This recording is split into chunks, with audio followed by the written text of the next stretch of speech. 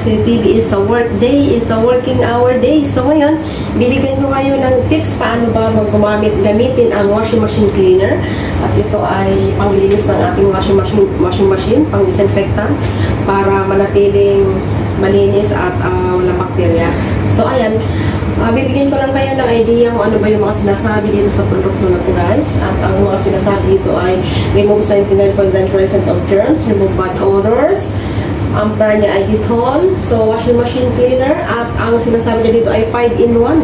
So 5-in-1 ay nakaka-remove daw siya ng germs, remove bad odors, remove lime scale, remove dirt, lasting freshness. So ito ay 250 ml single use at original lime. So health, hygiene, home, Dettol and the sword symbol are registered trademark of the blah blah blah. So ito ay registered guys, and Rika Press is Sydney, Australia, sa New Zealand din. So ayan, direction for use: empty washing machine every 2 months. Stick 1 clean detergent drawer door and seal by plumbing our blah blah blah blah blah, and use detergent run the washing machine. So ito pala guys, habang nagkaroon ito yung haluan ng detergent, maybe may something explode or what, kasi hindi siya pwedeng mahaluan ng ibang chemical or ibang sabon, dapat siya lang. So ayan, hindi pwede sa kote, hindi pwede sa lagay sa kung saan lang, ganito. Ayan, para kasi welcome back to my YouTube channel, and our vlog for today, our discussion for today is I will give you a tips on how to disinfect the washing machine. Actually guys, ito washing machine namin dito is dinidisinfect namin to every 2 a month. At ito yung ginagamit namin. Ayan, is a Dettol washing machine cleaner. Every 2 months, dinidisinfect namin to just to make sure na antibacterial naman siya. And pagka hindi na siya kasi siya naman na antibacterial ay meron siyang mga itim-itim na dumidikit sa damit, lalo kung puti. Kaya pagka 2 buwan na siya, kailangan ko na siyang disinfectant gamit ito. So, ang content po nito guys, ang mga sinasabi nito is removes 99.9% of germs, removes bad odors din, at 5-in-1. So 5-in-1 siya. Ang mga sinasabi dito ay remove germs, remove bad odors, remove dirt. So ayan, ang dami na yung pagbayag kasi ang dami na mga function gamit. So maganda po ang antibacterial namin, ang anti-disinfectant namin. So ipipicture din natin ito para sa mga nagnanais na hanapin itong product na ito. So it's easy po yun na mahanap natin. Pwede nyo ipakita lang o i-search itong product na ito sa internet, baka pwede nyo itong order sa online.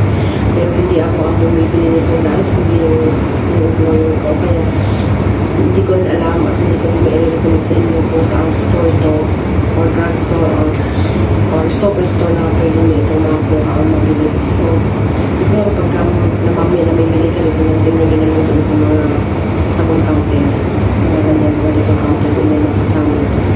So ayan,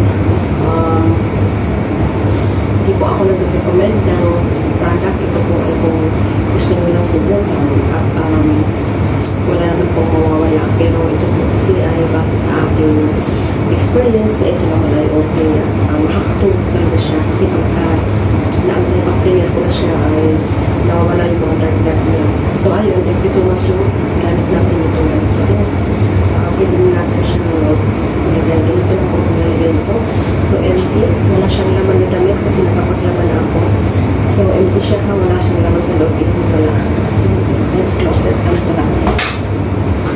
Tapos buksan ako ito. Dito po. Pagkat ang partner.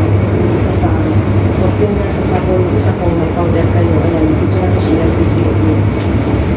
Buksan lang natin. Kasi for sure na may chemical ito. Kaya baka sa hindi ka nakakapisindikan. So make sure na hindi siya makakalagay sa atin.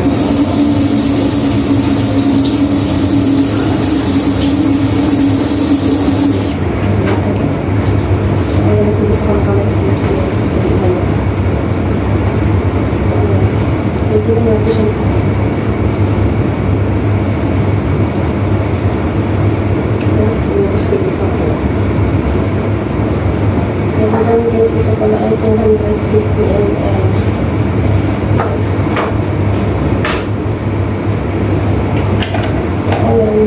Gagamitin lang natin ito sa tapos ulit ako ng kamay guys.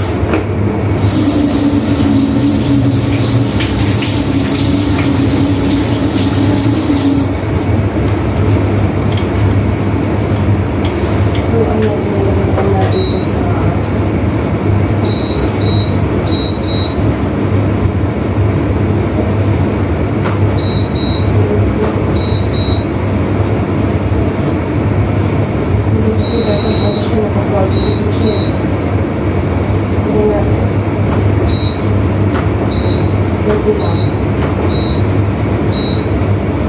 sa mix tapos naka 40 degree siya, 40 degree. So, 40 degree. Yan natin guys.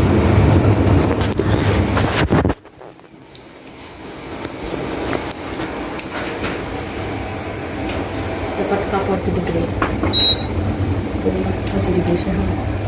Yan, saka natin i-on dito. Okay? On na natin start. Para din lang kayo naglawa guys. Okay? Daray natin yung on and off. Pagkalagay yung on and off, tapos double check natin yung temperature. Naka 40 degree. Then start na natin. Okay?